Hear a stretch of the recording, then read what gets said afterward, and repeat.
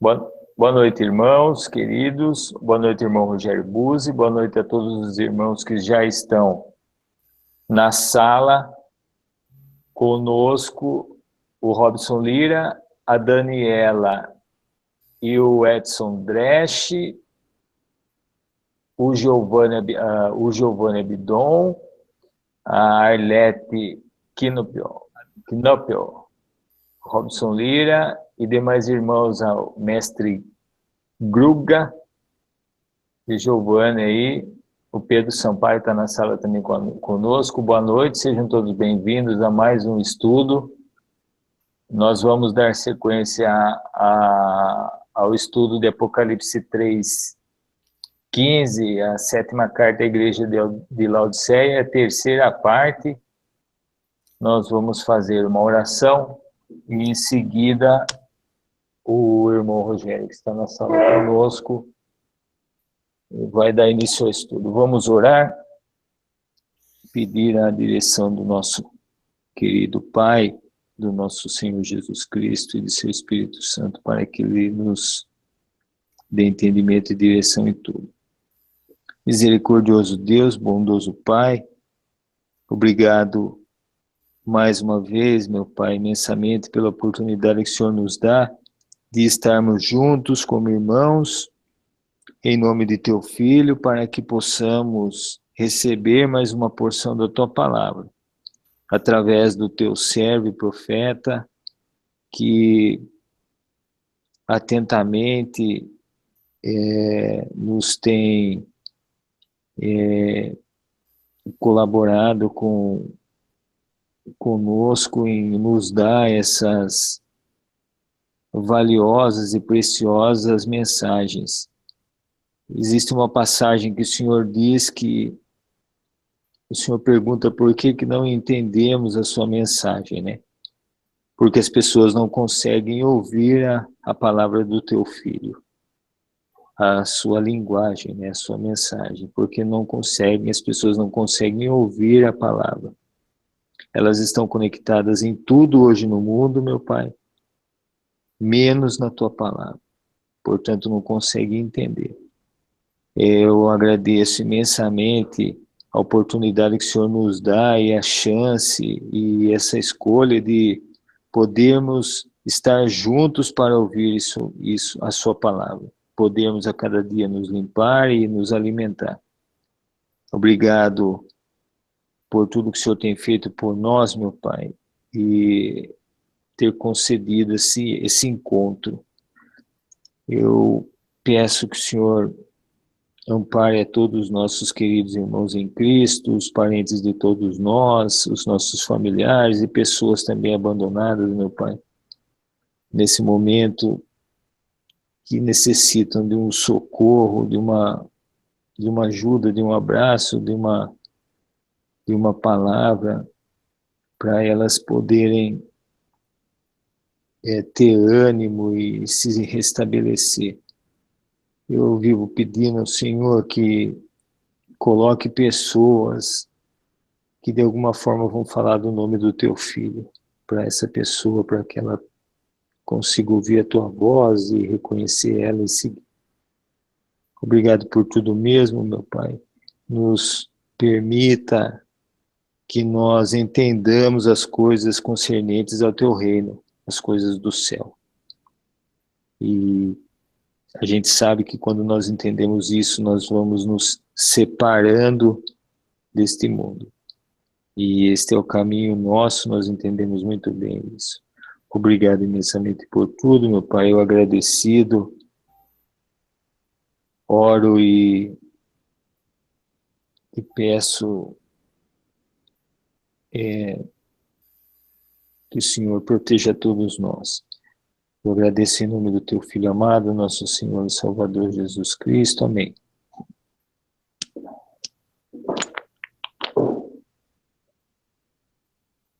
Irmão Rogério. Amém, irmão Marcílio.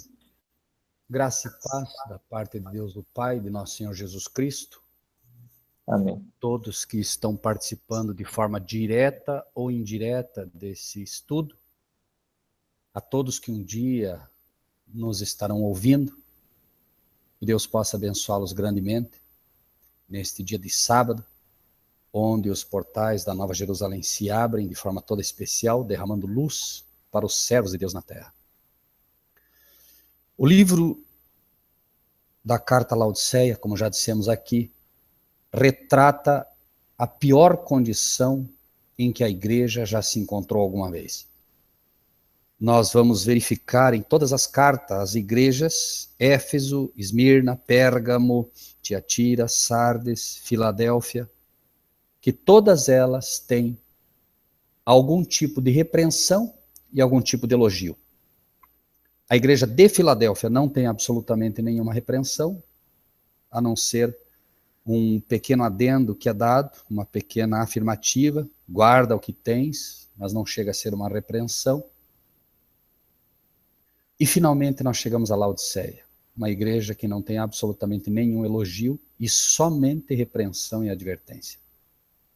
Ela retrata, sem dúvida nenhuma, a condição da igreja de Cristo hoje nesta terra. Todas as igrejas, não escapam nenhuma. Qualquer igreja com uma nomenclatura, qualquer igreja que se denomine cristã, ela está nesta condição. E, tristemente, como dissemos, é a pior condição que uma igreja pode estar, mas ao mesmo tempo, exatamente aquele Deus que diz que onde abundou o pecado, superabundou a graça, entendendo a situação desta igreja, também faz uma promessa única a ela, que é o que nós vamos ver no dia de hoje, né? Então, apenas de forma assim muito rápida, para aqueles que estão iniciando conosco, versículo 14 dá início a esta carta. Ao anjo da igreja que está em Laodiceia, ao anjo da igreja que está nesta condição, esta condição laodiceana, a condição de mornidão espiritual. Isto diz o Amém, a testemunha fiel e verdadeira, o princípio da criação de Deus. Quem está dizendo isso é o próprio Cristo, então eu posso rejeitar ou posso aceitar. Negar não posso. Não adianta argumentar com Cristo. Ele conhece a situação da sua igreja como ninguém. Se apresenta como uma testemunha, não só fiel, mas também verdadeira, e ele deixa muito clara a situação dela. Então, repetimos, não adianta as pessoas se levantarem, sejam elas quem forem, e dizer, não, isso não é bem assim, porque isso, porque aquilo, porque aquele outro. Qualquer discussão dessa natureza deve-se entender que se está discutindo com o próprio Cristo, porque é ele quem vai apresentar esta mensagem à sua igreja, através dos seus mensageiros. Ele gostaria que os pastores dessem a mensagem, ele gostaria que os ministros dessem a mensagem, mas é um fato que as igrejas de hoje não dão essa mensagem ao povo, os pastores não dão, como disse Jesus, né, que os pastores pregariam fábulas aprazíveis, o povo gostaria de ouvir fábulas aprazíveis, e é um fato, as igrejas hoje pulam, gritam, dançam, cantam, mas a mensagem de advertência de Laodiceia, que apresenta exatamente uma igreja doente, uma igreja morna, uma igreja na pior condição de todos os tempos, e mostra exatamente essa cegueira, mostra exatamente que estas igrejas, os seus membros estão dormindo, justamente porque você imagine uma igreja na pior condição que já viveu em todas as épocas e comemorando dentro delas, como se houvesse algo a se comemorar. Repetimos, pulando, gritando, dançando rock, cantando, cada vez músicas que menos agradam a Deus, cada vez com mais problemas dentro dela e completamente dormidas, comemorando, repetimos, não se sabe o que, uma vez que a situação da igreja, de fato, nesses tempos em que vivemos, é caótica. Versículo 15, eu sei as tuas obras, que nem és frio nem quente. Tomara que foras frio ou quente. Eu sei as tuas obras, você não é frio nem quente. Você usa uma camiseta com o meu nome. Você usa uma placa com o meu nome. Você fala de mim, mas o seu coração está longe de mim. O teu dia a dia demonstra que no teu coração eu não estou presente. Você fala de mim, repito, você usa o meu nome no peito, mas o coração seu não me pertence. Quem dera você fosse frio, completamente no mundo, porque um dia, quem sabe, você estando no mundo eu poderia alcançá-lo, ou que você fosse realmente quente, aquecido pelo poder da palavra de Deus, aquecido pelo meu espírito, vivendo dia a dia, de fato, o meu evangelho, conhecendo a minha palavra, vivendo a minha palavra e cheio do meu Espírito. As pessoas, se estivessem hoje, os cristãos, se estivessem hoje, cheios do Espírito de Deus, entenderiam a solenidade dos tempos em que vivemos, entenderiam o chamado de Deus à sua igreja e não teriam, irmãos, o menor desejo de ficar pulando dentro de uma igreja, o menor desejo de ficar cantando músicas que não agradam a Deus. Teriam ideia da reverência, repito, da solenidade do tempo em que vivemos, onde Deus realmente precisa de um povo santo, justo e bom. E só é possível alcançar isso quando realmente atendemos ao apelo do Espírito de Deus falando ao nosso coração, mostrando de fato que nós já chegamos àquela época que Cristo tristemente disse: porventura, quando vier o Filho do Homem, achará fé na terra? Nunca, repetimos, o estado da igreja foi tão falto de fé. E por quê? Porque o inimigo tem feito milagres dentro das igrejas, o inimigo tem feito curas dentro das igrejas, o inimigo tem prometido bênçãos temporais dentro da igreja, e o mundo aparentemente cristão, o mundo professo cristão, tem se inclinado a este engano, imaginando, confundindo aquilo em que o diabo apresentou como a segunda tentação para Cristo. A segunda tentação foi uma espécie de fé onde o diabo lhe disse: se tu és o Filho de Deus, lança-te daqui abaixo, porque está escrito, aos teus anjos dará ordem a teu respeito para que não tropeces em pedra. O inimigo apresenta então algo muito parecido com a fé, mas que se chama presunção, que é quando você imagina que tem fé, mas tenta a Deus. Cristo não caiu nesta tentação, mas o mundo cristão, infelizmente, é vítima hoje exatamente desta tentação. Imagina que tem fé, quando o que tem, na verdade, é presunção. Imagina realmente que está cheio de fé, quando Cristo vem e diz literalmente, né? Porventura achará fé na terra. Como poderiam então as igrejas estar cheias de fé se Cristo disse isso? Algo está, obviamente, errado. As igrejas hoje, inclusive, postamos algo que é muito simples, né? As igrejas hoje que pregam a teologia da prosperidade estão abarrotadas. As igrejas que pregam as curas têm muita gente. E as igrejas que pregam o Cristo Salvador praticamente vazias. Abra uma igreja pregando a verdade presente, pregando aquilo que realmente Deus quer, para ver. As igrejas terão realmente muito poucas pessoas. É por isso que as cartas que se apresentam no livro de Apocalipse, as igrejas que se apresentam ali, todas elas são, sem exceção, as igrejas da Ásia, eram igrejas nas casas, irmãos, não eram templos abertos onde havia o domínio e a hierarquia piramidal, onde havia um presidente pastor, onde havia um apóstolo, onde havia um líder e os outros todos diziam amém. Né? A igreja verdadeira de Cristo é uma igreja participativa, onde aquele que quer ser o líder deve de fato servir mais que todos os outros e não ser servido. Então, esta condição é a condição da igreja, e no versículo 16, assim porque és morno e não és frio nem quente, vomitar-te-ei da minha boca. Se a igreja continuar desta maneira, se os crentes continuarem desta maneira, continuarem na condição laodiceana, serão realmente todos eles vomitados. O vômito é exatamente isso. E só se pode vomitar aquilo que um dia você engoliu. É como se disséssemos, né? Aqueles que um dia aceitaram a Cristo Jesus, de alguma maneira, mas que aceitaram a Cristo Jesus, mas não saíram disso. Imaginam que por ter professado o nome de Cristo, imaginam que por ter, né, um dia se batizado em nome de Jesus, não poderão mais ser arrancados. Poderão sim.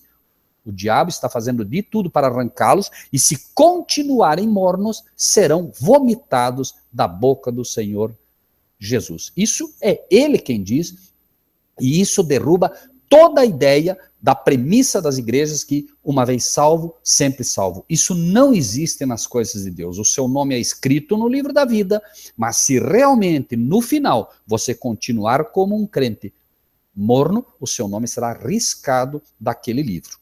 ok? Assim, porque és morno e não és frio nem quente, vomitar-te-ei da minha boca. E aqui entramos diretamente na mensagem por excelência. Como dizes, rico sou e estou enriquecido e de nada tenho falta, não sabes que és um desgraçado, miserável, pobre, cego e nu. Essa é, irmãos, realmente uma condição triste, muito triste, e a razão está aqui. Dizes. O problema não é o que você é ou deveria ser, o problema é o que você diz. Você realmente se acha rico, se acha enriquecido, de nada tendo falta. Não sabes, não sabes. A questão aqui não é querer ou não querer, a questão é que você não sabe, ele diz, que és um desgraçado, miserável, pobre, cego e nu. Vamos tentar entender um pouco a gravidade disso. Você diz, rico sou. E este rico sou aqui não é riqueza temporal. Ele diz, eu sei, eu conheço a palavra de Deus, eu sou um bom crente, eu sou rico. Note que Jesus, apresentando exatamente a primeira mensagem que nós encontramos no livro de Mateus, ele mostra uma realidade que é exatamente a realidade que deve ser contrária a este dizer. A pessoa diz porque ela realmente acredita nisso. E ela acha que estando na igreja, ela é uma pessoa rica, é uma pessoa cheia de fé, é uma pessoa cheia do Espírito de Deus, é uma pessoa... E nós vemos muito disso. Não, a tua igreja não tem milagre, a minha igreja tem milagre. Não, eu fui para a igreja e agora tudo deu certo, eu estou rico, eu tenho dinheiro, eu tenho isso.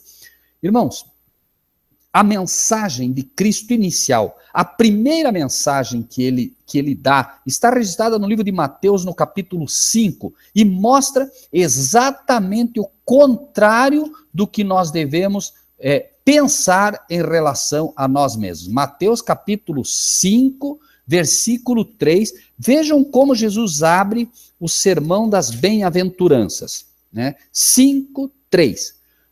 Bem-aventurado os pobres, veja, irmãos, bem-aventurados os pobres de espírito, porque deles é o reino dos céus.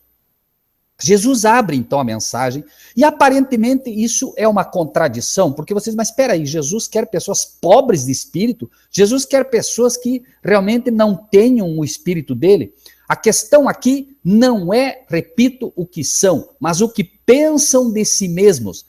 Bem-aventurados aqueles que se julgam pobres do espírito, porque aqueles que se julgam pobres de espírito estarão buscando cada vez mais. Não se contentam com a medida de fé que têm, querem mais, porque sabem que eles precisam buscar a santidade cada vez mais. Eles querem mais de Cristo, eles querem mais do Espírito de Deus, eles querem mais da Bíblia. Eles não se julgam rico. Repetimos, irmão, o problema inicial dos laodiceanos é que se acham, e se achando, dizem, sou rico, quando deveriam achar-se de si mesmos pobres de espíritos, porque dos pobres de espírito, dos que sentem a sua falta, dos que sentem a sua fraqueza, dos que não se acham grandes cristãos, dos que se acham e que estão buscando um verdadeiro cristianismo, daqueles que não cansam de buscar a santidade, daqueles que não se contentam com pouco nas coisas de Deus, daqueles que vendem tudo que tem para buscar a grande pérola que é Cristo Jesus, daqueles que realmente falam do que a boca está cheia, e a boca tem que estar cheia dos tesouros de Cristo. Então, tu dizes, rico sou, estou enriquecido e de nada tenho falta. E não sabes que és um desgraçado. Irmãos, o que é um desgraçado segundo a palavra de Deus? No livro de Tiago, capítulo 4, no versículo 5, vamos encontrar o que é esse desgraçado. A Bíblia diz, antes, Tiago 4, 5 e 6, ou cuidai de vós, que em vão diz a Escritura, o Espírito que em nós habita tem ciúmes, antes da maior graça. Se o Espírito de Deus verdadeiramente habita em nós, ele nos dá a maior graça. Portanto, diz, Deus resiste aos soberbos. Veja, Deus resiste aos que dizem rico sou, estou enriquecido. Soberbos, os que se acham. Dá, porém, graça aos humildes. Vejam então, irmãos, que interessante, né? O texto é claro. Deus resiste aos soberbos. Por quê? Porque um coração cheio, um coração que se acha cheio, não tem lugar para Cristo. É preciso esvaziar-se completamente. Por isso, nós como vasos de barro, não vasos de ouro, vasos de barro, humildes, precisamos esvaziar-nos completamente para que Cristo possa nos encher do seu Espírito, para que Deus possa nos conceder o seu Espírito. E ao nos conceder o seu Espírito, jamais nós diremos, rico sou, estou enriquecido e de nada tendo falta. O rico sou e estou enriquecido, que está no coração do cristão, não estamos falando de pessoas do mundo, do cristão, é o que impede os cristãos de receber a verdade pura de Deus, a verdade plena de Deus. Fala do sábado. Não, eu não aceito, isso aí está errado, porque o coração está cheio de soberba. A pessoa não está aberta a estudar, não está aberta a aprender. É preciso ser humilde para aprender. De tudo, irmãos. Nenhum de nós sabe o suficiente. Sempre temos que estar buscando e Cristo vai dando cada vez mais. Então, o desgraçado aqui, ele simplesmente não tem o ABC do Evangelho, irmãos. O ABC do Evangelho. A primeira coisa que um cristão verdadeiro vai aprender é a graça. Mas a graça não é poder, irmãos.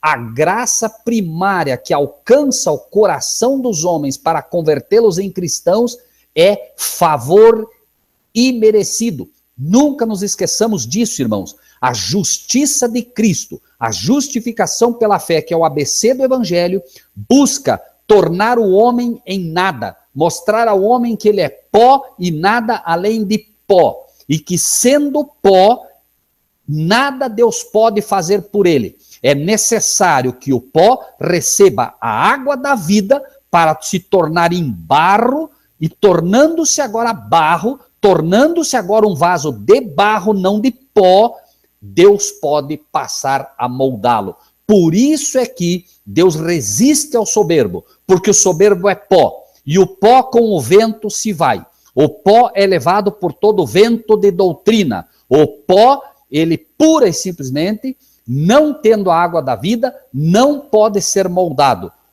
O pó representa o homem morto, porque é dito, do pó vieste e ao pó voltarás. Então, o homem que é pó é considerado morto, morto espiritualmente. Sem a água da vida, ele não pode ser um barro, e se ele não for barro, não pode ser moldado pela graça e pelo Espírito de Deus. Por isso, ele é apresentado aqui como um desgraçado, desprovido do favor imerecido de Deus. E por quê?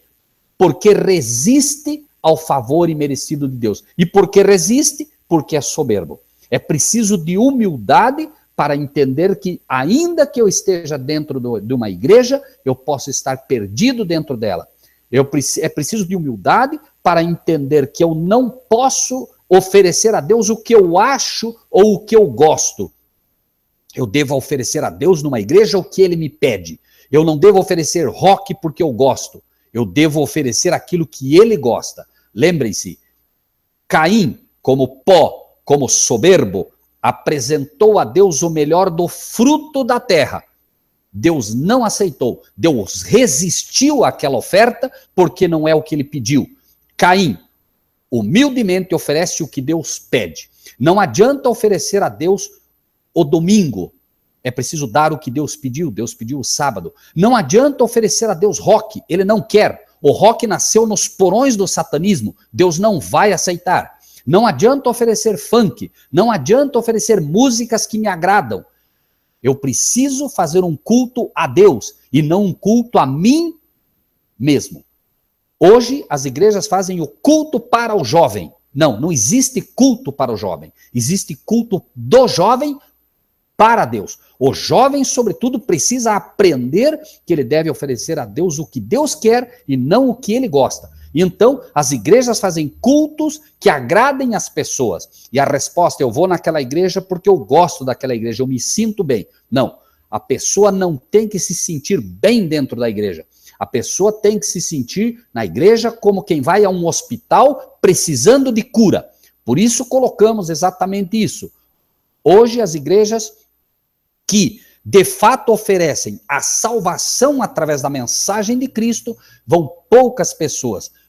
Por quê? Porque as pessoas não se sentem de fato doentes. As pessoas procuram uma igreja para ter bênçãos temporais, procuram uma igreja para ter a cura física, quando o mais importante é, se necessário for, entrar sem um braço, sem uma perna, sem um olho, mas entrar na salvação, entrar no reino de Deus. Isso é o mais importante. E pessoas precisam aprender a dar valor ao que realmente é real. Um paralítico é baixado pelo teto. Esse paralítico agora está na frente de Cristo. E o que Cristo lhe diz? Perdoados te são os teus pecados. Ali estava um crente verdadeiro, um cristão verdadeiro, que sabia o que realmente valia a pena. Cristo deu a ele o que ele queria em primeiro lugar, porque ele queria a salvação, ele não estava preocupado com a sua paralisia física, ele queria, ainda que ele entrasse paralítico, mas ele queria entrar no céu.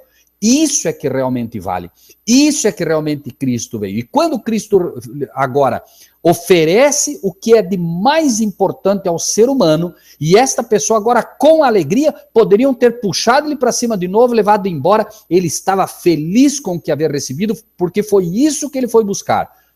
Mas aquele Deus que promete que aqueles que buscam as coisas espirituais vão receber também, ou lhe serão acrescentadas as outras, também lhe diz daí, e também lhe dá a bênção da cura física, para que saibais que o Filho do Homem tem poder na terra para perdoar pecados, a ti te digo, levanta, toma teu leito e vai para tua casa. Então vejam, irmãos, que esta é a verdadeira essência do Evangelho. A essência do Evangelho é exatamente essa, que os cristãos, que os homens recebam graça, mas que entendam o que é a graça, um favor imerecido, e ao entender que além de ser um favor que Deus me faz, um favor que Cristo me faz, ainda é um favor que eu não mereço, eu pensarei 10 vezes antes de imaginar que eu sou rico e enriquecido e de nada tendo falta. Quando eu entendo que é um favor que eu não mereço,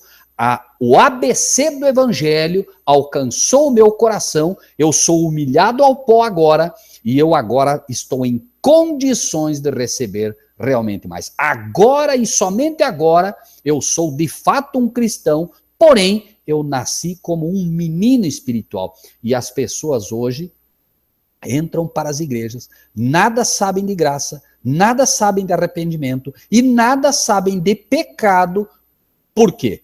Porque o pecado é a transgressão da lei. Como não acreditam que a lei está em vigor, não sabem o que é pecado. Como não sabem o que é pecado, não dão valor ao arrependimento. Como não dão valor ao arrependimento, pura e simplesmente não têm a menor ideia do que é a graça.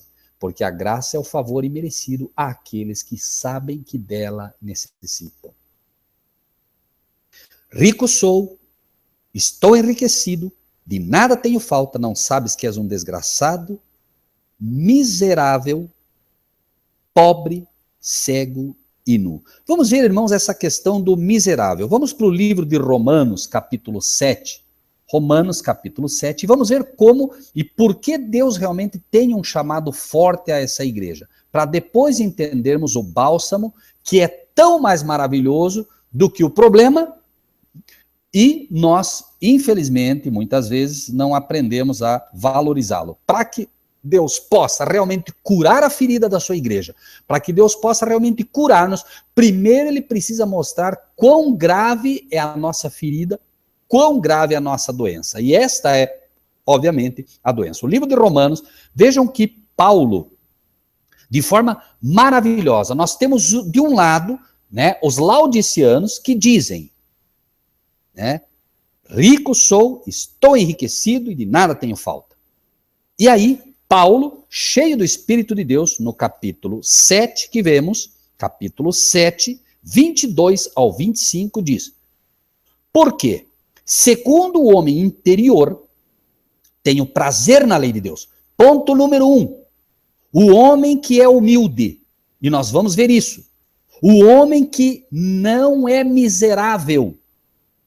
Vejam bem, irmãos. O homem que não é miserável aos olhos de Deus. Porque quanto mais cristão eu for, mais eu vou me achar miserável. Mas o céu é quem tem que dizer. Segundo o homem interior, tenho prazer na lei de Deus. Irmãos, é um fato que as pessoas hoje, que se chamam cristãs, na sua grande maioria, não só não têm prazer na lei de Deus, como acreditam que a lei de Deus não está em vigor. E ligado uma coisa a outra. Então, vejam, Paulo, segundo o homem interior, segundo aquele homem cheio do Espírito de Deus, tenho prazer na lei de Deus. Mas vejo nos meus membros outra lei que batalha contra a lei do meu entendimento e me prende debaixo da lei do pecado que está nos meus membros. Esta é a luta diária de todo cristão de verdade.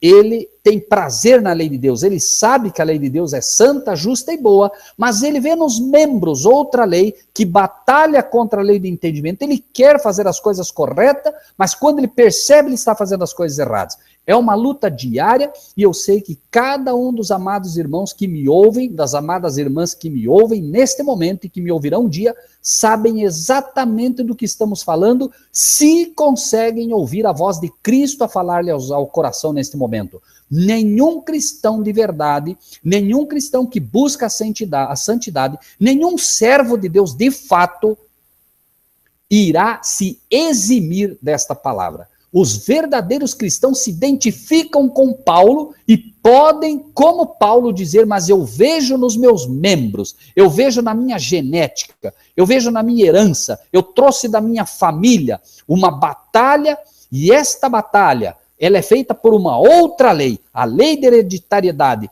que me fez herdar uma série de problemas.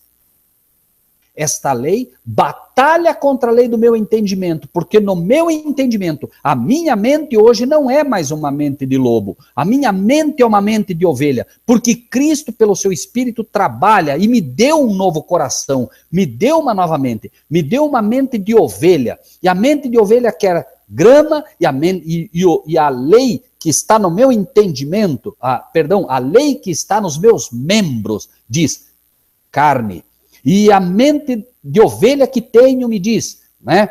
Não brigue com seus irmãos, mas a lei que está nos meus entendimentos do lobo diga, não, vamos para a briga, vamos brigar, fale mal dos irmãos, brigue com eles, xingue eles. E esta luta do lobo que está incrustada nos meus membros contra a minha mente, que é a mente, ou do meu entendimento, que é a mente da ovelha implantada por Cristo Jesus, constantemente está nesta guerra. Por isso esta guerra. E Romanos 7,24 é a tônica do que estamos dizendo. O verdadeiro cristão, como Paulo, diz finalmente, miserável homem que eu sou, quem me livrará do corpo desta morte? Olhem que impressionante, irmãos. De um lado, um homem dizendo rico, enriquecido, de nada tendo falta, na condição laodiceana. E do outro lado, um homem cristão, um servo de Deus que aprendeu a alimentar as igrejas, mas que humildemente confessa a sua luta e que se acha de fato miserável. Por isso a palavra de Deus diz, porque quando sou fraco, aí é que sou forte. Quando me acho miserável, quando me acho pobre de espírito, aí é que eu sou rico do conhecimento de Deus. Porque quanto mais me aproximo de Cristo, mais eu me vejo pecador. Quanto mais eu me aproximo da cruz, mais eu vejo quanto eu sou problemático.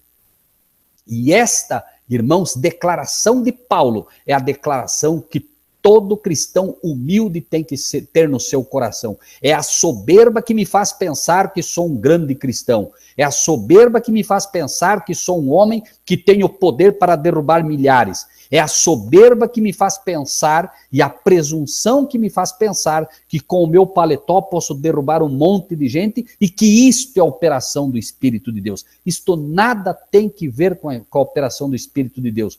Aqueles que forem humilhados, aqueles que se humilham, serão exaltados. miserável homem que sou. Seja esta, irmãos, esta seja de fato a nossa, não a nossa crença suprema, mas seja da nossa boca isto o que de fato diremos, para que não caiamos no erro de dizer rico, enriquecido estou, de nada tendo falta.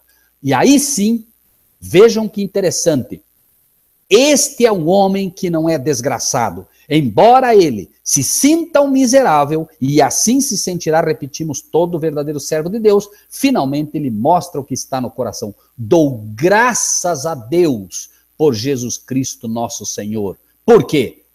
Porque assim que eu mesmo, com entendimento, com a minha mente, sirvo a lei de Deus, mas com a carne, a lei do pecado. Irmãos, se os verdadeiros cristãos lessem Romanos 7 como se deve, não haveria um só professo cristão que não guardasse a lei de Deus. Veja que Paulo é tão categórico, tão claro, que não se pode negar a mensagem dele. Ele próprio diz, eu sirvo a lei de Deus com o meu entendimento. O homem espiritual, o homem que de fato é um homem que serve a Deus em espírito, serve a lei de Deus. O homem que é espiritual, cristão de verdade, segundo o homem interior, tem prazer na lei de Deus. Não seria necessário, irmãos, nada mais, ainda que não houvesse mais nenhum texto na Bíblia, seria suficiente Romanos 7 para o verdadeiro servo de Deus, o verdadeiro cristão, entender que a lei de Deus é santa, justa e boa, e que não é um fardo pesado. E que, de fato, o verdadeiro cristão jamais diria, rico sou, enriquecido e de nada tendo falta. Desgraçado, miserável, pobre, cego e nu. Irmãos, no livro de Mateus, no capítulo 26, no livro de Mateus, capítulo 23, vamos entender um pouco também este homem cego. Mateus 23, 16 ao 19. Mateus 23, 16 ao 19.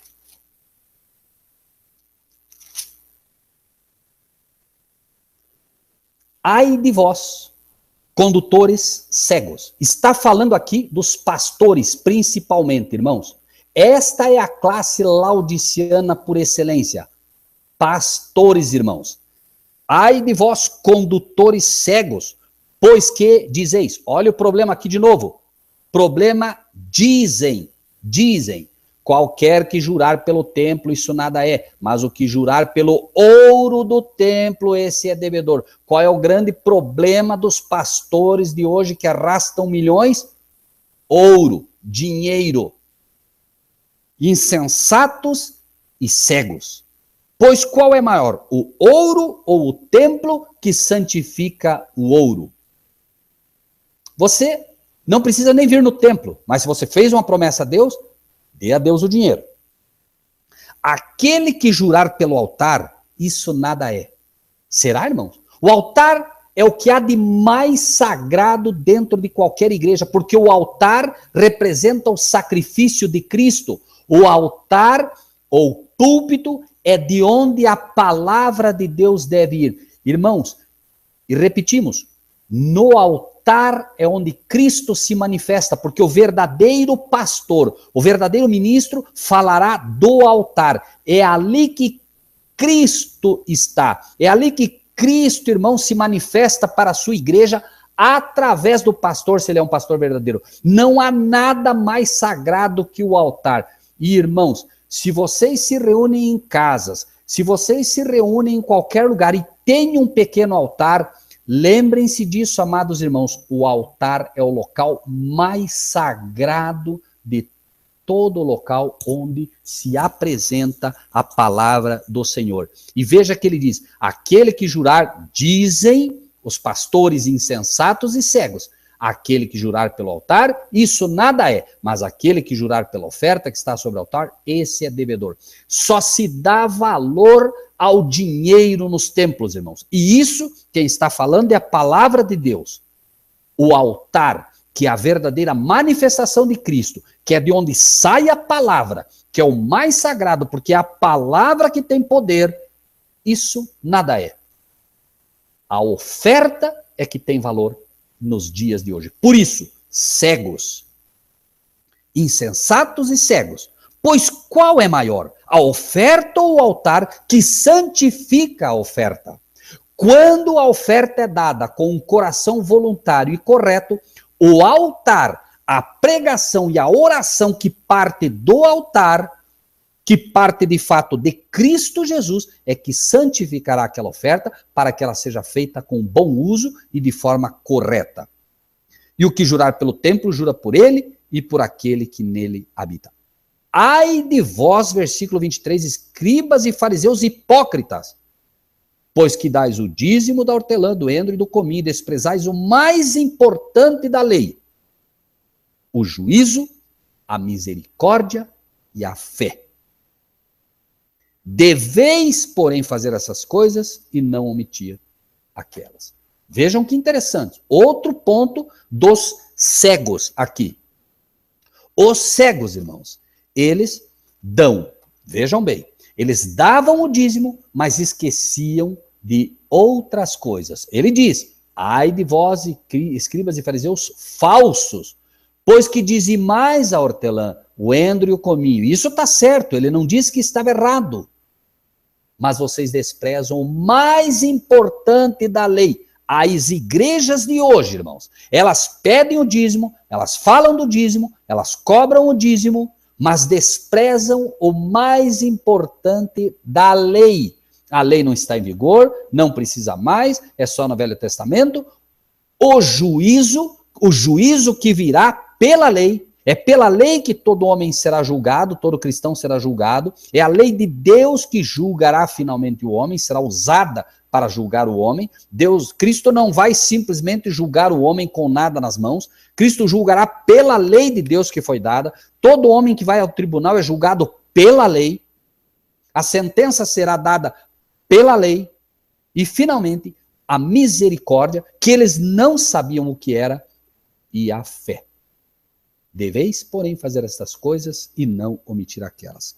Voltamos então. És um desgraçado, miserável, pobre, cego e nu. Gênesis capítulo 3, versículo 21. Vamos ver o nu. Gênesis é onde começa a nossa história e a nossa tristeza. 3, 21. Fez o Senhor Deus a Adão e sua mulher túnicas de peles e os vestiu. Por quê?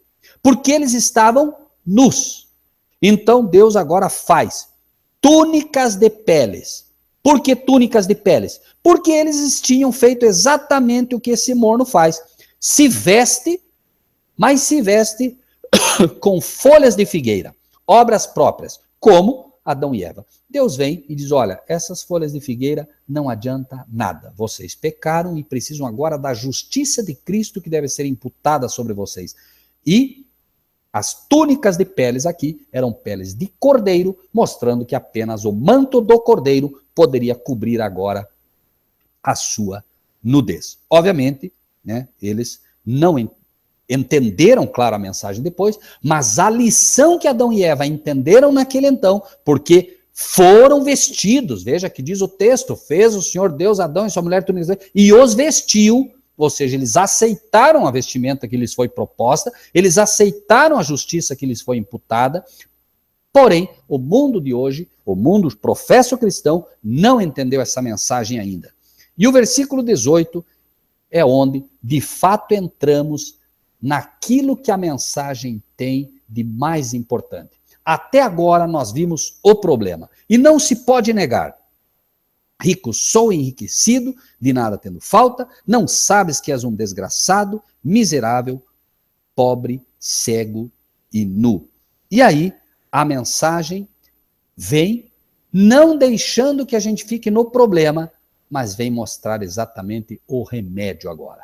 Deus não deixará o seu povo, não deixará aqueles que de fato estão nessa condição, que se mantenham nela. Aconselho-te que de mim e vem o remédio.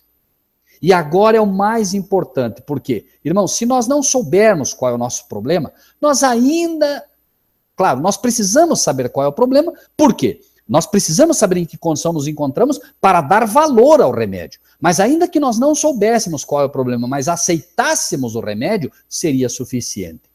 Então, aconselho-te que de mim compres ouro provado no fogo. Em primeiro lugar, eu não quero saber, porque eu já sei, eu conheço as tuas obras, e eu não quero que você me prometa nada, eu não quero que você me diga que você vai melhorar, eu não quero que você me faça promessas como fazem os ímpios. Eu não quero que você me prometa, eu não quero que você diga que vai para uma romaria, eu não quero que você fique se arrastando de joelhos, eu não quero nada disso, filho. O que eu quero é que você compres ouro provado no fogo. O ouro provado no fogo, irmãos, é a fé. Eu te aconselho que compres fé. E como é que se compra a fé, irmãos? Só tem um jeito. Só tem um jeito. A fé é a firme convicção das coisas que não se veem, a certeza daquilo que se espera. Ora, a fé vem pelo ouvir e pelo ouvir da palavra de Deus. Irmãos, fé, comprar da Bíblia. A fé vem pelo ouvir e pelo ouvir da palavra de Deus. Não é por ouvir os pastores que vai aumentar a minha fé. Não é por dar dinheiro na igreja que vai aumentar a minha fé. Não é para nada disso. É ouvir a palavra de Deus. Eu posso ouvir o pastor? Posso. Desde que eu saiba com certeza de que aquele pastor está pregando verdadeiramente a palavra de Deus. E não se enganem, os pastores hoje, mas na sua imensa maioria,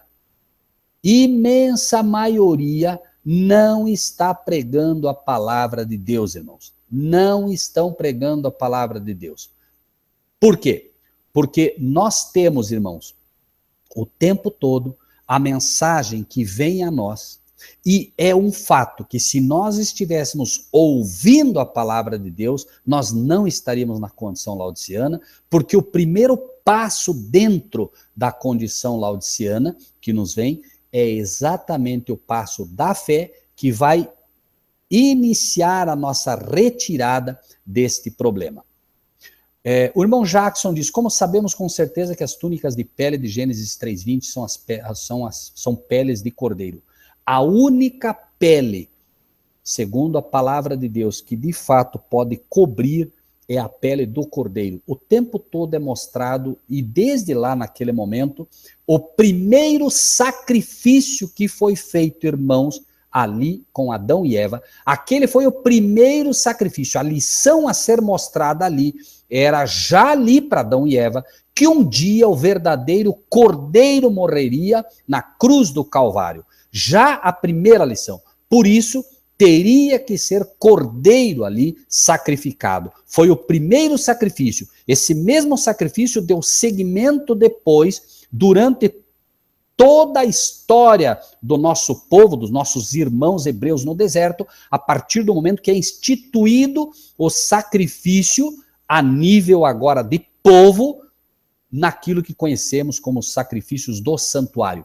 Já em Adão é mostrado ali que haveria um tempo em que viria alguém que esmagaria a cabeça da serpente. E nós temos dois exemplos bíblicos para tentar apresentar sempre isso.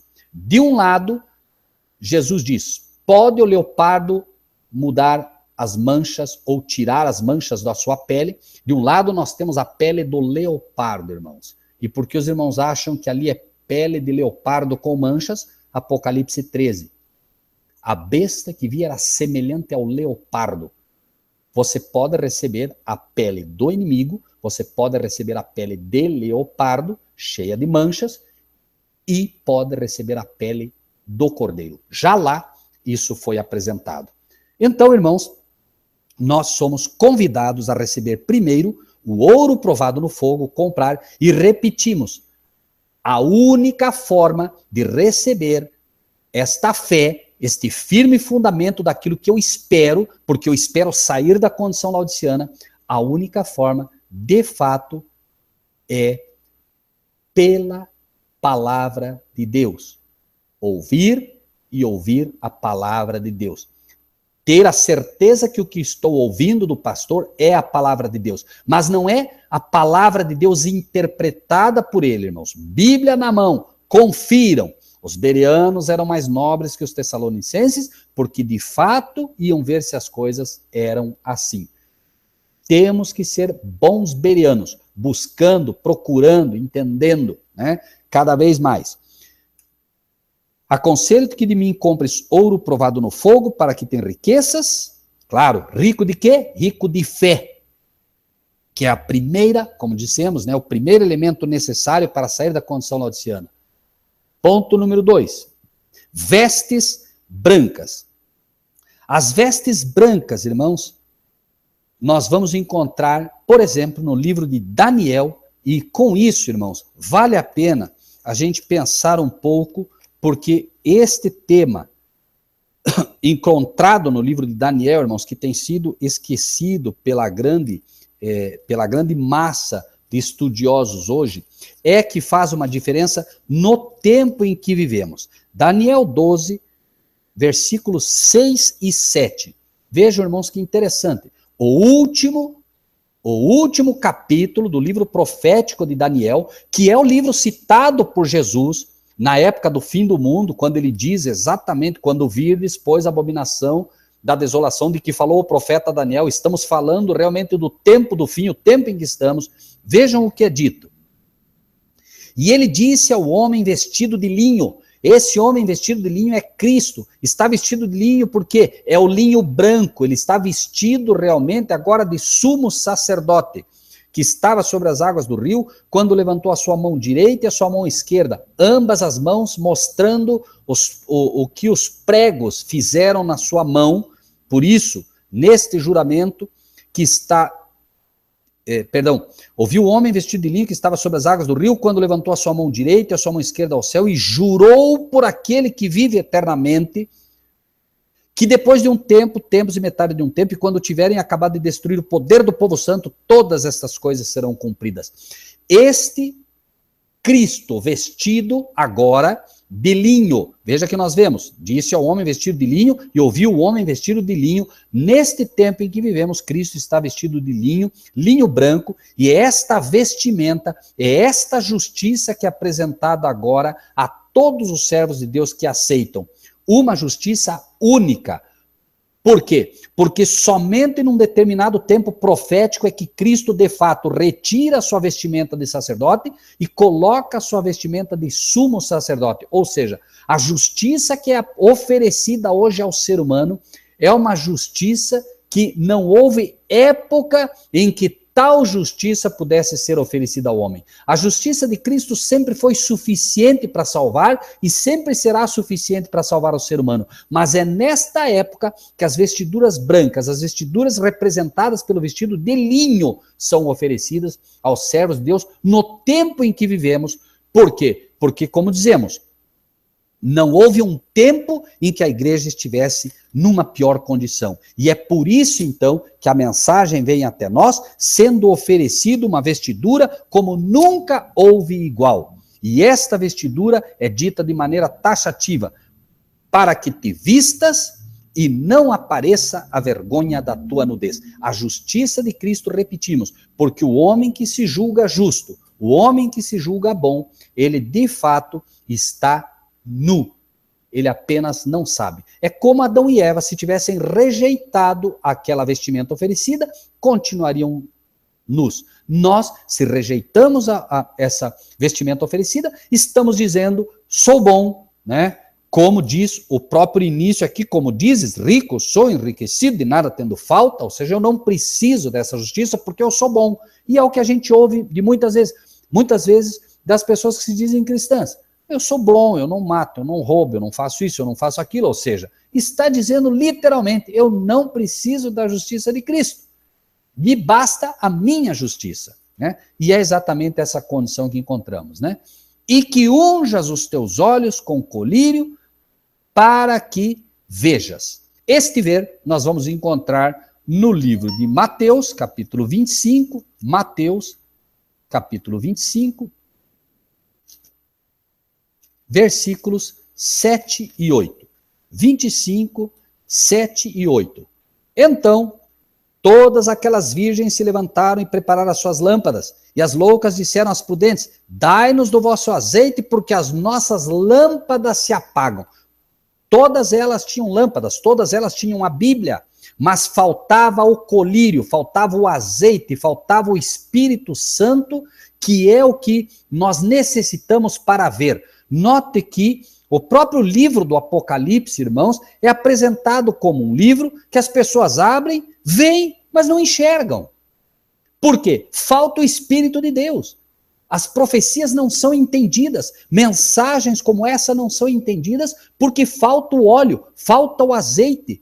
E olhem que interessante, o livro de Marcos, no capítulo 7, e é por isso que é dito, as loucas disseram às prudentes: dai-nos do vosso azeite, porque as nossas lâmpadas se apagam. Ou seja, né, você passa devagarinho, gradativamente, é como se a Bíblia agora começasse a ficar toda escura, você não entende, você não ilumina, você não, de fato, você não é aquela candeia que deveria ser colocado no velador para que iluminasse o território todo, porque você mesmo está numa situação em que você não consegue enxergar.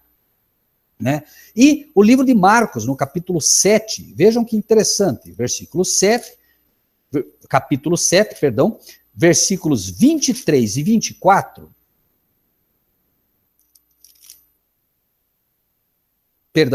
capítulo 8 de Marcos, versículos 23, diz assim: tomando o cego pela mão, levou-o para fora da aldeia e cuspindo-lhe nos olhos, aqui também é um símbolo do Espírito Santo, para abrir os olhos, para poder enxergar, e impondo-lhe as mãos, perguntou-lhe se via alguma coisa. Notem que interessante. E levantando ele os olhos, disse: vejo os homens, pois os vejo como árvores que andam. Árvores em profecia são homens, irmãos. Ou seja, este abrir dos olhos, ele não só vai fazer com que você veja a tua própria condição, mas também vai fazer com que você enxergue profeticamente as coisas. Porque, repetimos, em profecia, homens são árvores. Por isso, Nabucodonosor, no livro de Daniel, é apresentado como uma grande árvore. A parábola de Jotão: e foram as árvores e disseram, né, a oliveira: reina sobre nós, deixaria eu meu óleo, etc, etc, etc. E finalmente elas foram ao espinheiro, que é o pior tipo de homem que poderia, o homem mais pecador que existe, mostrando o final do mundo, onde o maior pecador que esse mundo já viu vai dominar o mundo. Dizemos a besta de Apocalipse 13, que será totalmente dirigida pelo dragão, por Satanás. Né? Lá está uma parábola também muito interessante para se estudar, mostrando os homens que dominariam o mundo também. Né? Finalmente, o mundo sendo dominado por aquele que é chamado de espinheiro. Espinho na Bíblia é também pecado. Então, o homem mais pecador. Então, este abrir dos olhos, irmãos, ele mostra essa realidade. E mostra também uma realidade, irmãos. Na Bíblia, os homens ímpios são árvores. Os cristãos são comparados à pedra. Veja que ele diz: Pedro, tu és pedra. Né? Cristo vai levar as suas pedras vivas. Então, o homem, ele é uma árvore. Árvore queima. Quando ele aceita Cristo Jesus, ele recebe a água da vida. A água é do reino mineral. E a água da vida agora transforma você numa pequena pedra do reino de Cristo. Veja que interessante. Pedra não queima, árvore queima.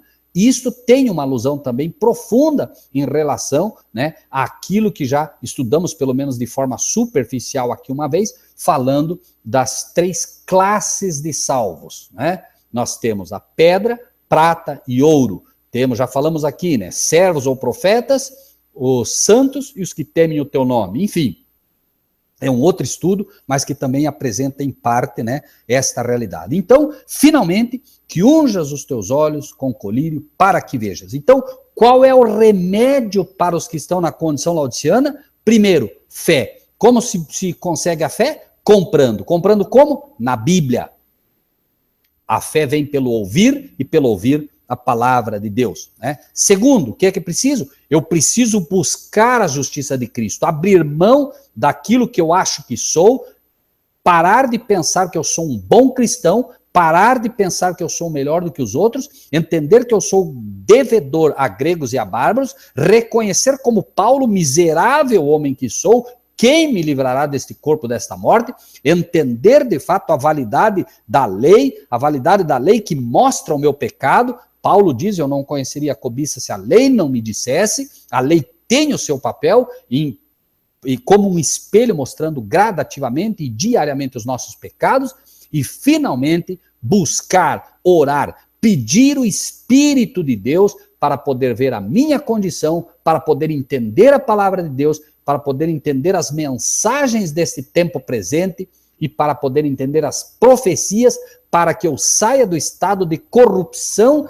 que domina as igrejas na condição laodiceana. Não havendo profecia, o povo se corrompe. A corrupção das igrejas, a corrupção do mundo está pautada única e exclusivamente pela falta do estudo das profecias. E é um fato que as igrejas não estudam as profecias, a não ser as profecias, entre aspas, que o diabo inventou, que são aquelas revelações, porque o inimigo sempre trabalha assim, o inimigo não tem poder criativo, então ele copia o que Deus faz e desvirtua aquilo que Deus faz. Deus tem suas profecias bíblicas, o inimigo inventou as revelações, e aí a pessoa chega lá e Deus me deu uma revelação, você vai ter um carro novo, você vai ter uma casa nova, acabaram teus dias de tristeza, e Deus me deu uma palavra, e as profecias bíblicas são completamente esquecidas, a corrupção domina as igrejas, e, obviamente,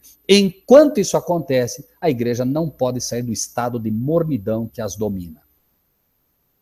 Versículo 19, depois de falar tudo isso, apresentar tudo isso, Cristo agora se volta, demonstrando todo o seu amor nesta carta, que longe de ser uma carta que deve assustar, que deve arrebentar o cristão no meio, longe disso, o Senhor não fere se não for para curar. E ele diz, eu repreendo e castigo a todos quanto amo, sê pois zeloso e arrepende-te. O que ele está dizendo, amados irmãos e irmãs, é, eu repreendo e castigo vocês porque eu amo vocês. Se eu não amasse vocês, eu não faria isso. Mas o mais bonito disso tudo para mim é porque ele vem, e se ele repreende e castiga, é porque ele sabe que há um material que pode realmente ser aproveitado.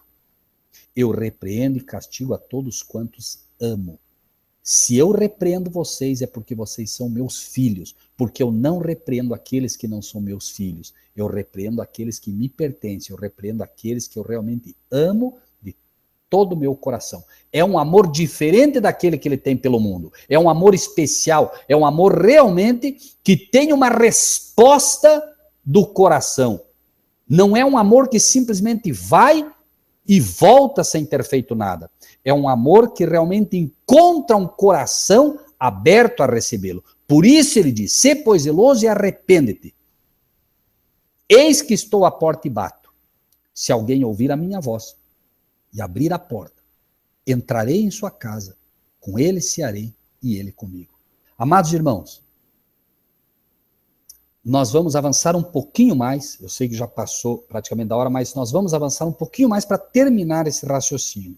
Irmãos, aqui eu encontro, para mim, eu encontro, irmãos, o maior consolo bíblico, eu encontro a maior lição bíblica que alguém pode encontrar no livro de Apocalipse. Irmãos, nós não temos ideia do que é esse eis que estou à porta e bato. Se alguém ouvir a minha voz e abrir a porta, entrarei em sua casa, com ele cearei e ele comigo.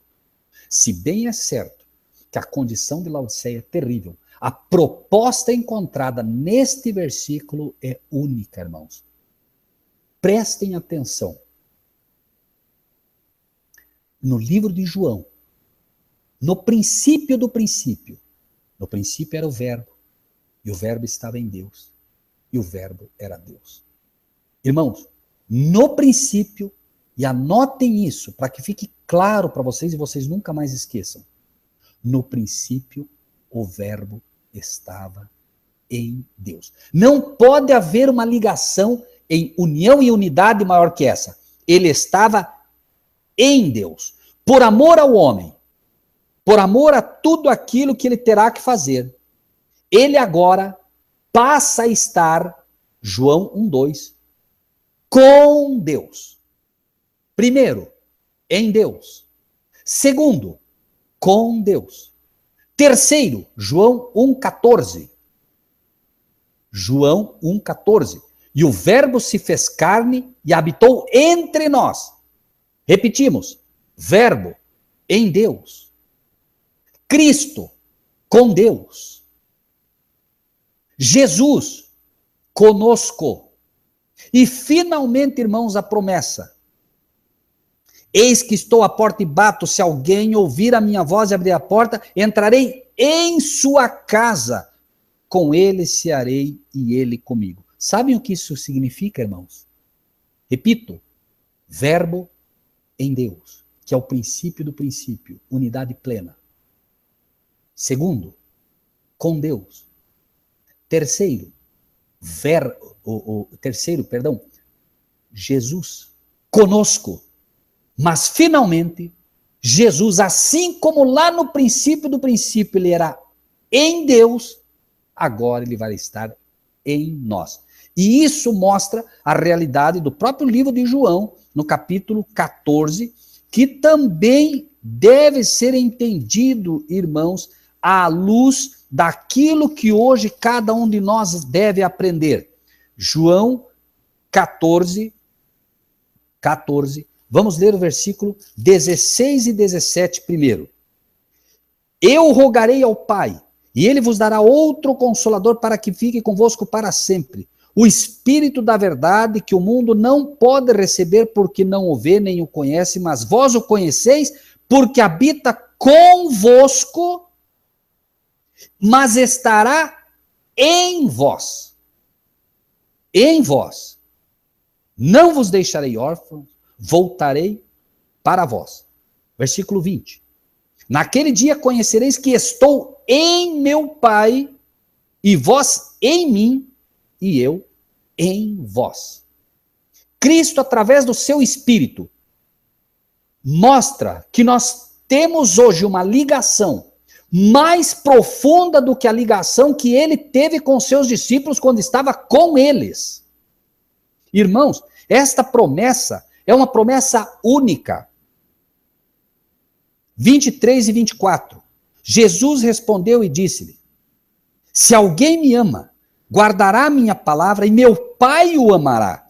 Viremos para ele e faremos nele morada. Irmãos, vejam que impressionante isso. Ele está prometendo que pelo seu Espírito, tanto ele quanto o Pai farão morada em nós. Se nós não formos tocados, irmãos, para entender a profundidade desta promessa, que é nada mais, nada menos, irmãos, do que uma promessa de que aqueles que vencerem receberão o selo do Pai e o selo do Cordeiro.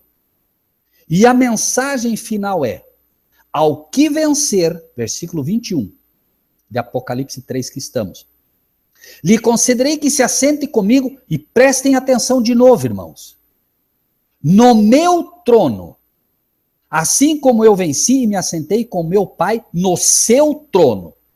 Essa é outra verdade que não pode ser perdida, que tem tudo a ver com uma questão que aparentemente não está aqui, que é a questão da Trindade que deve ser derrubada.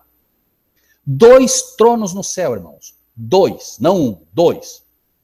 1 é o trono de Cristo. 2 é o trono do Pai. Ao que vencer, lhe concederei que se assente comigo no meu trono. Esse é o trono de Jesus Cristo. Assim como eu venci e me assentei com meu Pai no seu trono. 2 tronos, não 3, irmãos. 2 tronos, não 3, repito. Um trono do Pai e um trono do Filho. Não há um trono para o Espírito Santo, porque o Espírito Santo não é um ser, como já falamos aqui. E isso, repito, tem tudo a ver com outro tema que aparentemente não tem, mas tem tudo a ver com esta mensagem também, que é a mensagem final dada a uma igreja que deve sair da condição laodiceana e deve entrar no estado de Filadélfia, uma igreja pura, uma igreja que, voltando ao princípio, não tem absolutamente nada de errado no seu escopo doutrinário. É, de fato, uma igreja que não tem erro. De Filadélfia, dito, ao que vencer, eu farei coluna no templo do meu Deus. Coluna. Irmãos, os apóstolos eram considerados colunas. Por isso, mas por quê? Porque não tinham engano na sua boca. Essa é a promessa daqueles que saem da condição laodiceana e entram na condição de Filadélfia, entram na condição do amor fraternal, entram na condição de amor ao Pai. E, finalmente, quem tem ouvidos, ouça o que o Espírito diz às igrejas. Cada um dos que ouvem esta mensagem terão que forçosamente tomar uma decisão. Podem acreditar que esta mensagem vem de um pecador e, portanto, não deve ser dado valor a ela, e podem decidir no seu coração, tendo ouvidos, que esta mensagem é dada pelo Espírito de Deus, ainda que por um homem pecador, mas dada pelo Espírito de Deus à sua igreja. E a sua igreja aqui deve ser todos aqueles que ouvem a mensagem. A palavra de Deus é clara. As minhas ovelhas ouvem a minha voz. Se os que nos ouvem nesta noite e que nos ouvirão um dia são de fato ovelhas de Cristo, saberão dizer se a voz que acabam de ouvir, se a mensagem que acabam de ouvir é a voz de Cristo ou se é a voz do inimigo. Saberão dizer se é o Espírito de Deus lhes falando através de um pecador ou não. A decisão é de cada um de vocês. Que Deus lhes dê sabedoria, que Deus possa lhes dar a graça de Cristo, o favor imerecido, que possa vestir cada um dos amados irmãos e irmãs com a vestimenta de Cristo, com a justiça de Cristo, e que possa, de fato, dar-lhes o ouro provado no fogo, que é aquela fé que resistirá aos dias maus que ainda virão. Deus seja com todos. Irmão Marcílio. Amém. Bom, irmão Rogério, tinha um questionamento ali do... Deixa eu ver aqui no chat que eu pus aqui, do Jackson de Sena, né? Que o irmão já conversou no próprio tema, e eu acho que tem uma colocação do Patrick, que é amigo do irmão aí, né? Irmão do irmão. 7 mulheres naquele dia lançarão mão de um homem, dizendo, né? Nós comeremos do nosso pão. Está mostrando aqui, o Patrick está mostrando uma profecia, né? Da totalidade das mulheres, assim como nós temos, né, as 7 igrejas, temos as 7 mulheres, né, do livro de Isaías 4:1, mostrando que todas as igrejas comeriam do seu próprio pão. Veja que exatamente. Está dizendo, nos vestiremos do que é nosso, tão somente queremos ser chamadas pelo teu nome. Rico, enriquecido de nada tendo falta, né? Nos se vestindo da justiça própria, não aceitando a vestidura branca, e o próprio pão, que é, nós ensinaremos nossas próprias doutrinas, né? Muito bem, obrigado, irmão Patrick, realmente, o texto muito bem colocado, é assim que vemos. Mulheres, não esqueçam, né, amados irmãos, é profecia, né? É igrejas, né? Ok. Bom, nós podemos fazer uma oração para encerrar, né, Rogério? Claro. Ora? Oramos sim. Amém. Vamos todos, então, amados irmãos e irmãs, fechar os nossos olhos e vamos falar com Deus. Amém. Maravilhoso Deus e Pai, nós ouvimos a Tua palavra, nós queremos, Senhor, todos nós que estamos participando desse hangout de forma direta ou indireta, também me colocar no lugar daqueles que um dia ouvirão. Nós queremos dizer ao Senhor que aceitamos a Tua mensagem, que aceitamos a Tua palavra. Amém, sim. Reconhecemos, Pai, que somos mornos. Reconhecemos, Senhor, que precisamos do ouro provado no fogo. Reconhecemos que somos miseráveis, como disse Teu servo Paulo. Reconhecemos que necessitamos da tua graça. Reconhecemos, Pai, que precisamos do teu colírio para entender a tua palavra, para ver o nosso estado. Mas acima de tudo, Pai, nós queremos, como Paulo também, Senhor, embora reconhecendo nossa pequenez e nossa miserabilidade, Amém, nós Senhor. queremos dizer ao Senhor, graças a Deus por Cristo Jesus.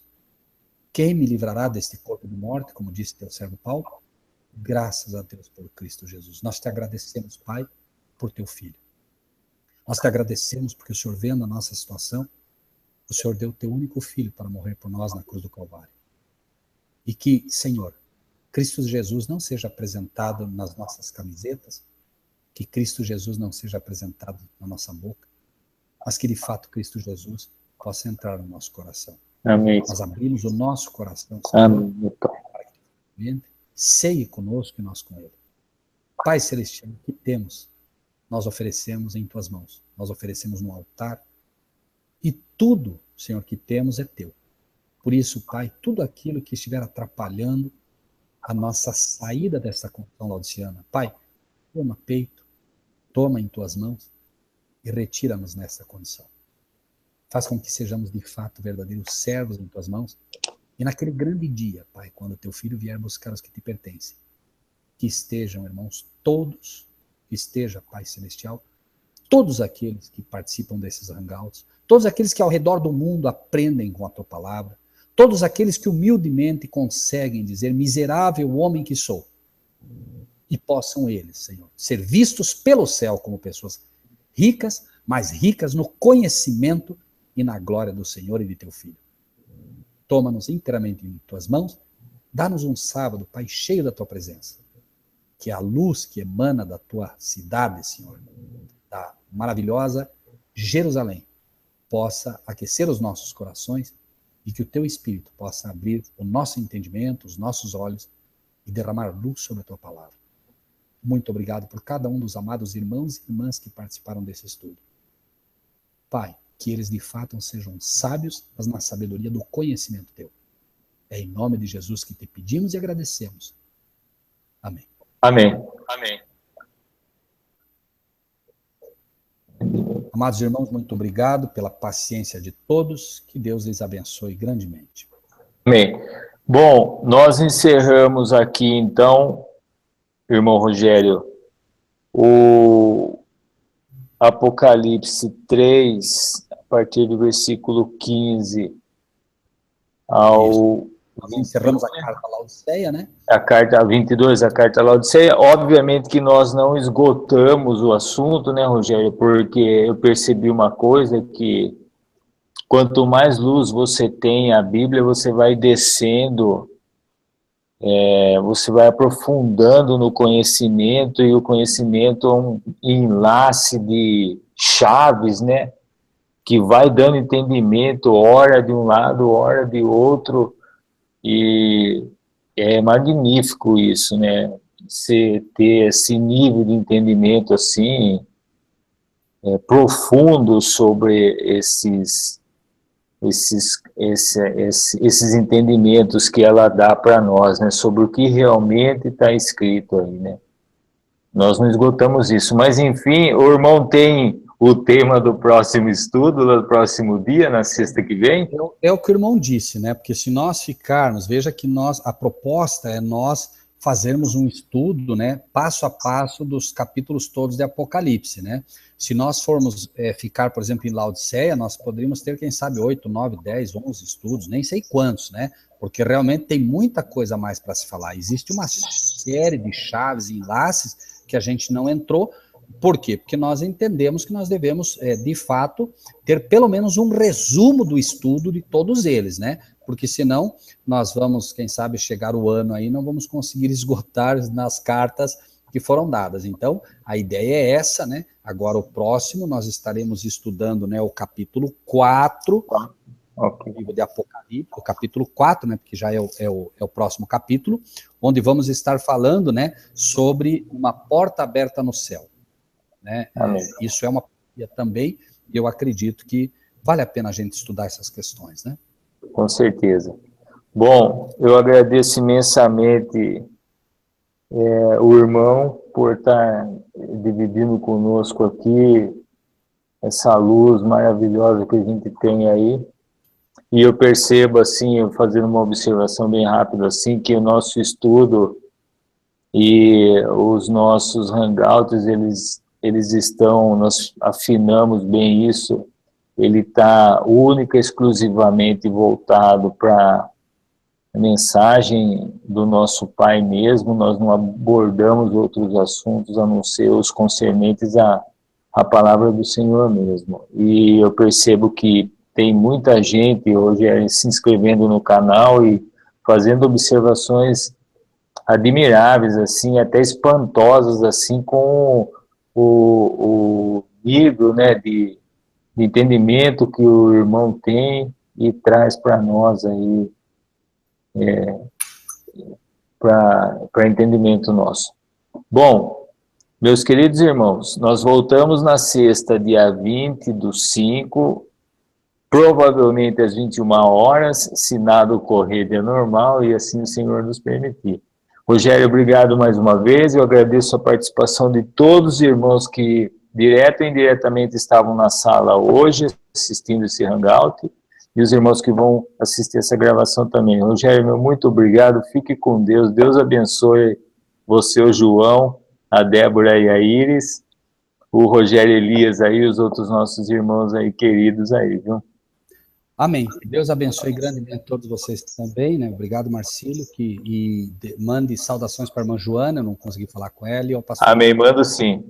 Mais, né, os irmãos aí que eu não citei, queiram me perdoar, né? Sei que tem muita gente aí, a irmã Miriam, a irmã Arlete, o irmão André, Robson, né, o Júnior, que tem sido valiosíssimo para nós, tem ajudado bastante a gente, a irmã Maria Conceição, enfim, a todos vocês, meus irmãos, muito obrigado pela presença de vocês, embora a gente não cite o nome, é uma honra tê-los a todos como nossos irmãos e irmãs, tá? Que Deus abençoe grandemente, ósculo santo a todos vocês.